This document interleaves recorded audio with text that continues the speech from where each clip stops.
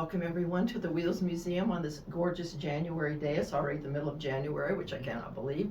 We have the train club meeting this morning, but we have at 11 o'clock a very, very special guest, Jose Ponce. We've met recently, but he is the most remarkable man and the most humble man, and he does so many different creative and amazing things, like write many books and music and help others with that. And I was hoping this morning you'd be willing to tell us a little bit about yourself and what you do in your work. Well, I've been playing and writing music for about 50 years. I am the producer of the New Mexico Music Awards, which celebrates its 38th year here. And that particular event celebrates New Mexico music. So it's all genres. It's from jazz to country to ambient music. We we're in the process right now of our entry process. People send in their music. We send it out for preliminary judging and then national judging we send it to people all over the world. And we award for the best productions that come across. Wow. So we have 43 categories, and we're the 5th largest in the number of categories as far as award show in the country. Rivaled only by the Grammys and the Latin Grammys, things like that. And I started out as a volunteer there 38 years ago, and in 2005 took over the company, and we've been producing it ever since. And one of the things that we do as this company is we provide free workshops, like we're doing here this morning. Wonderful. And, so we're doing a workshop on copyright and publishing here at the Wheels Museum, and we hope to. Our goal really is to promote New Mexico music, musicians, authors, filmmakers. We hope for those people who are just getting started or who want to know more about it can learn from that and move forward from that. That's great. I'm also the owner of Jason's Music Publishing. I publish a number of authors, including myself.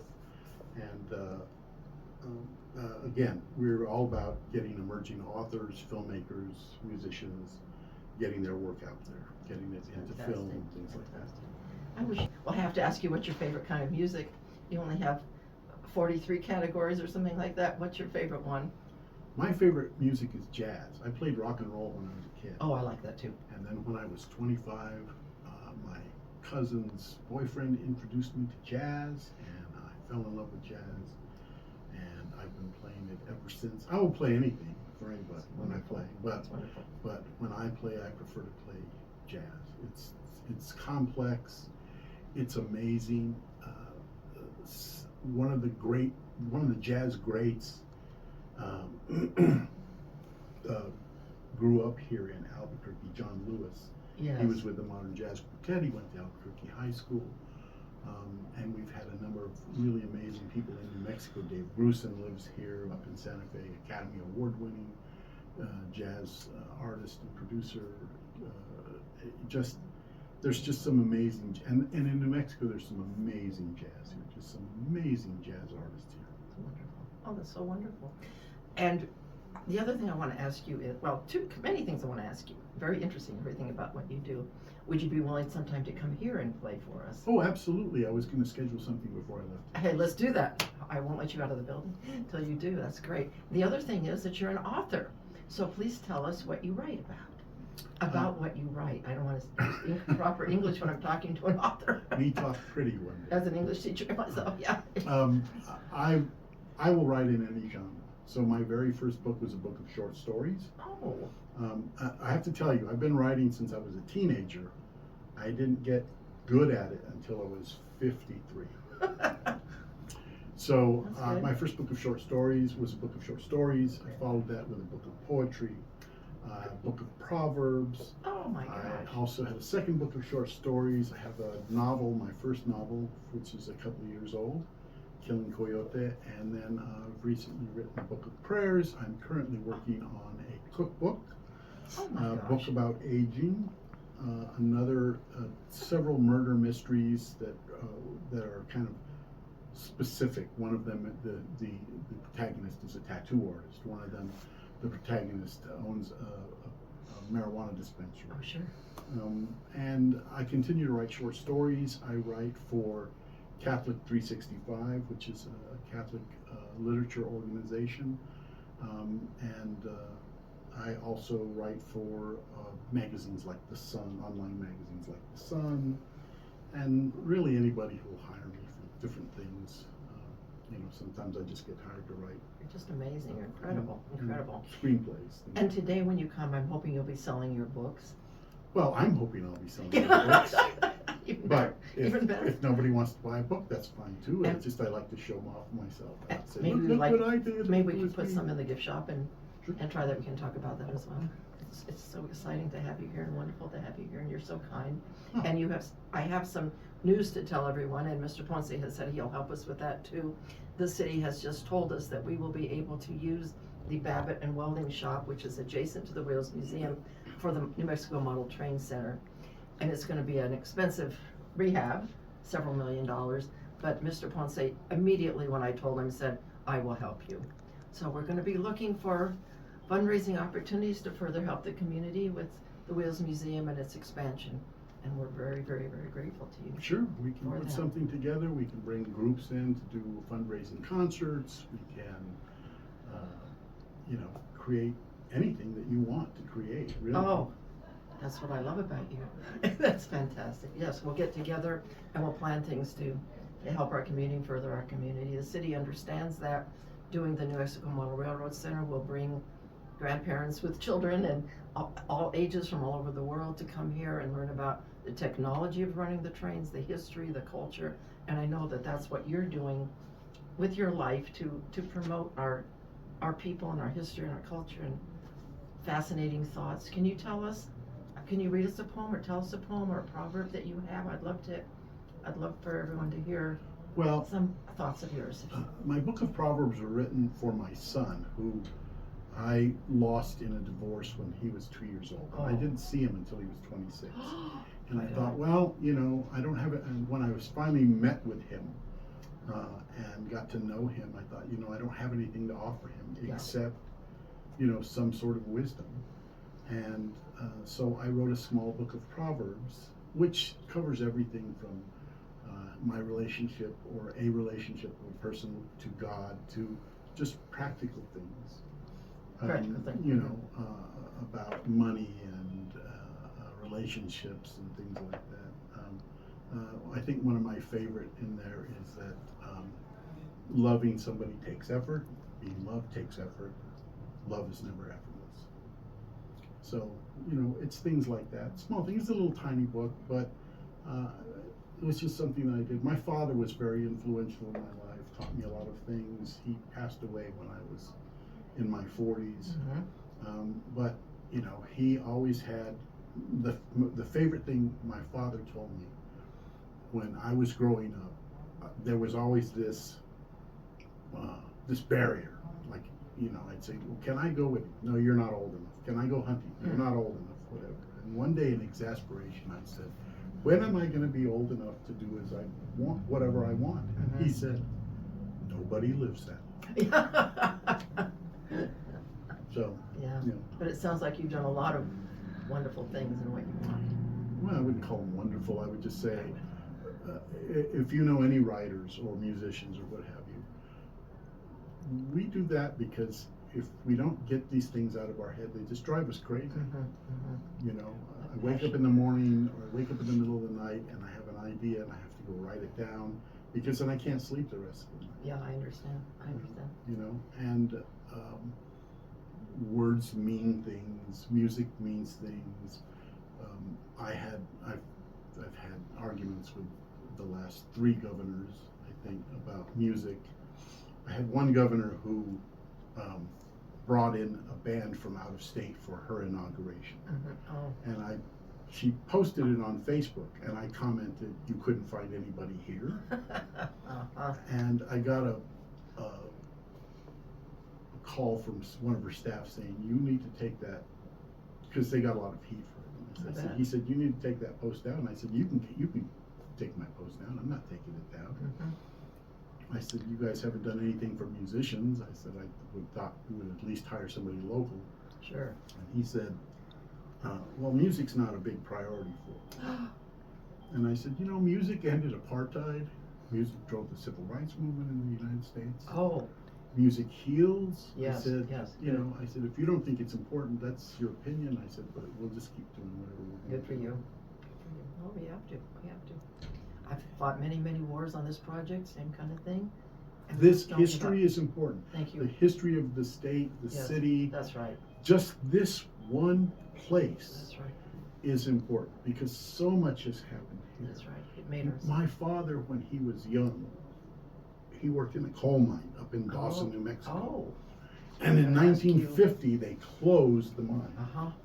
He came down here. The first job he got was here, unloading boxcars. Oh, I didn't know that. And it was a 2-week Oh. job. Oh, my gosh.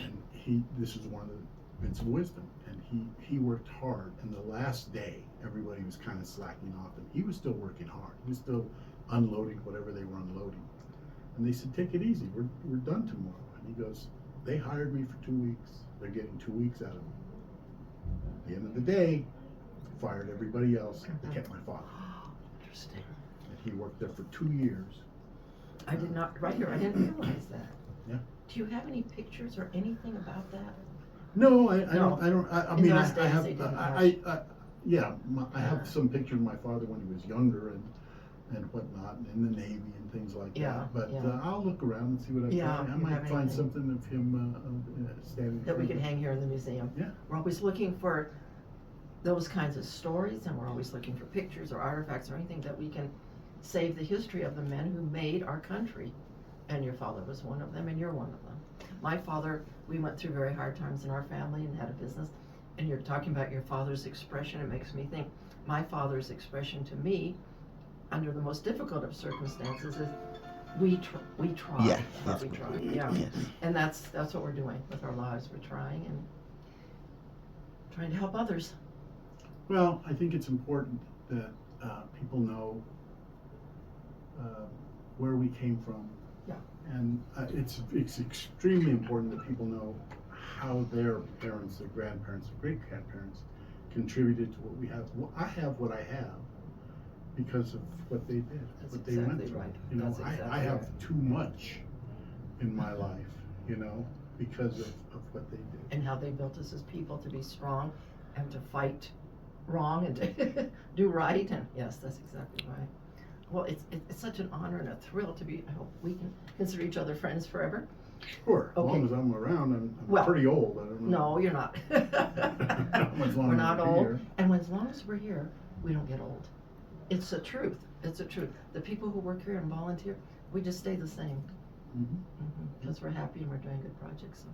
So good. So I know you're going to get a big crowd today for your speech, and we'll start Hopefully, I've had a lot of scheduling. people reach out and say they're coming and they're bringing Yes. people with them. Of course, the people always say that and then they don't come and then people show up that didn't. Well, exactly. So- I know. That's always the So, case. could be one person, could be 50. Would you want to give contact information to the listeners here for Sure. any of your projects or the programs that you do or anything? If anybody wants to do something, if anybody wants information about the New Mexico Music Awards, it's just newmexicomusicawards.com. It's spelled out all one word. Okay. And if anybody wants to reach out to me for publishing information and advice, it's jasonsmusicpublishing.com. My policy is there is no fee for service. If somebody wants to call and ask a question about copyright or publishing or how do I get things done, the way I make my living is getting my music into film and TV, I see. doing performances, selling books. I mean, you have to do, when you're an author or a musician, you have to do like 10 things just to kind Yes, I of eke out understand a that. living. Of course, of God course. bless my wife for living in near poverty all these years.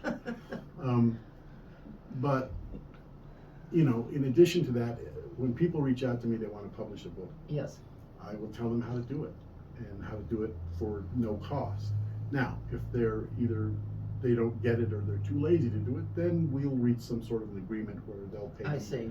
X amount of dollars. But I never ask for anybody's copyright. I never take a portion of their sales. I never do any of those things because I want our authors, our musicians, our filmmakers, our producers, our engineers here to make a splash in the world. And we have done that over the last 38 years with the New Mexico Music Awards. We've had Emmy winners, Grammy winners, Academy Award winners as part of our program. We've had people start here and go on to greater success here and elsewhere. And because of their service and their generosity, we are able to create our own foundation or our own endowment at the University of New Mexico that gives students scholarship money, unrestricted scholarship money, for if they are studying music or if they're studying recording. And during the pandemic, when everything shut down, there were some kids who were stranded here. We got them money. They were able to, live until they could get home, because you couldn't travel, you couldn't do anything back then. So we handed out, I think, 3 scholarships that year for kids to survive. But people are very generous with that. We're hoping to get to $100,000 so that we can give out full scholarships instead of partial scholarships every year. Incredible. I did not know any of this. But at Wheels, we're trying to write a book, and also we've always wanted a Wheels song. So those are a couple thoughts. But anytime you would like to have a group here, students or anyone, and work here and be here and use the building, we would love to have you. Sure. Anything that you're doing, we'd love to participate. We work closely with many departments of UNM. We've never worked with the music department, but I'd love to do that. Well, we are going to inundate you with artists who are going to want to play here. Yay, that's what we want. That's exactly what we want. Day and night, that's what we want. We don't use our building too much in the afternoon or the evening. We'd love to do more of that, so. Yeah. The answer is yes, always yes. Okay, Yeah. wonderful. And we know what you need to do to get this book published, and we'll get it done. All right.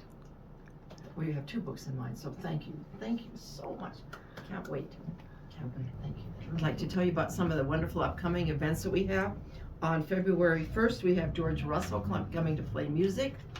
On the 8th, we have Mike Katko, who is speaking about his book, Big Medicine, Pretty Water, and it's about the development of eastern New Mexico with stories. That's at 1 o'clock in the afternoon. Should be super, super fun. Also on that day, at 9 o'clock in the morning, we have the Antique Truck Club.